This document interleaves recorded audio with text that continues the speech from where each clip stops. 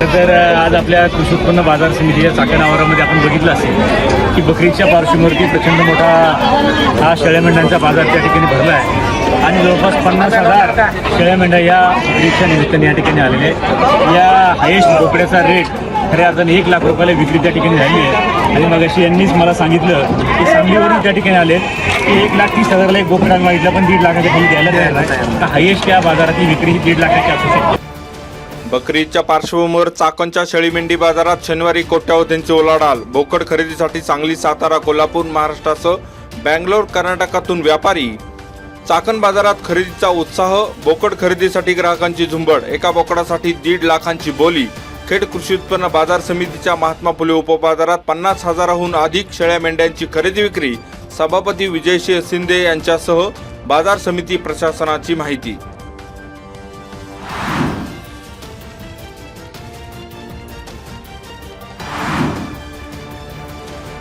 महाआवास अभियान 2023-24 मधील राज्यस्तरीय पुरस्कारांमध्ये सर्वोत्कृष्ट तालुका म्हणून राज्य पुरस्कार आवास योजनेमध्ये राज्यात खेड पंचायत समिती दुसऱ्या स्थानी। सर्वोत्कृष्ट गृह संकुल पुरस्कार स्तरामध्ये राज्य पुरस्कार आवास योजना म्हणून आसखेड खुर्द ग्रामपंचायत ठरली राज्यात अव्वल।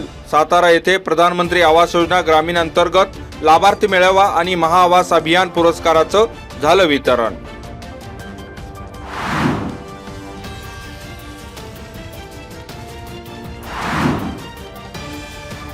कोरेगाव खुर्द येथे शॉर्ट सर्किटमुळे आग, शेतकऱ्याचा गोठा आणि वैरण जळून खाक। वीज वाहक तारांच्या स्पार्कमुळे लागलेल्या आगीत अंकुश नामदेव घनवट यांच्या गोठ्यातील दुभती जनावरे होरपळली, सुक्या चाऱ्याची झाली राख। घटनेची माहिती मिळताच जिल्हा परिषदेचे माजी सभापती शरद बुटे पाटील, जिल्हा परिषद सदस्य सुनीता बुटे पाटील, आंबेठाणचे माजी सरपंच दत्तात्रय मांडेकर, कोरेगाव खुर्दचे सरपंच राजू जांभरे, चेअरमन दत्तात्रय घनवट यांनी घटनास्थळी भेट देत आपदग्रस्त कुटुंबियांशी साधला संवाद। महावितरणचे शाखा अभियंता, तलाठी, ग्रामसेवक आणि पशुवैद्यकीय अधिकारी यांच्याशी संपर्क साधून पंचनामा करण्याच्याही दिल्या सूचना।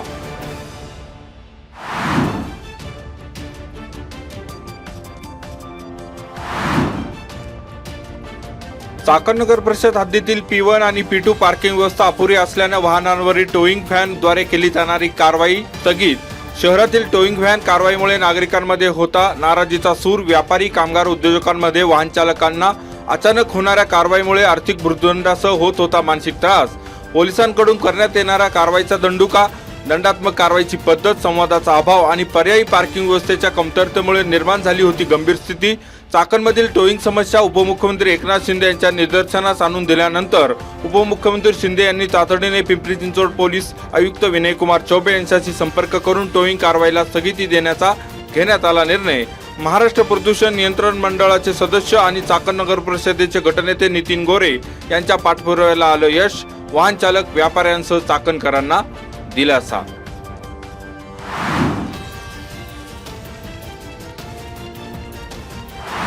दक्षिण महाराष्ट्र पोलीस स्टेशन मागील वर्षभराच्या अनुषंगाने वर्षभरात जे काही गुन्हे घडलेले होते की म्हणजे घरफोडीचे गुन्हे घडलेले आहेत, मोटरसायकल चोरीचे गुन्हे घडलेले आहेत किंवा इतर काही मालमत्तेचे गुन्हे घडलेले आहेत, त्या अनुषंगाने जे गुन्ह्यात जो चोरीस गेलेला मुद्देमाल होता, जो आपण तो आरोपी म्हणून हस्तगत केला होता, त्याच्यामध्ये काही सोन्याचा मुद्देमाल आहे, काही कॅश मुद्देमाल होता, हे मोबाईल्स आहेत।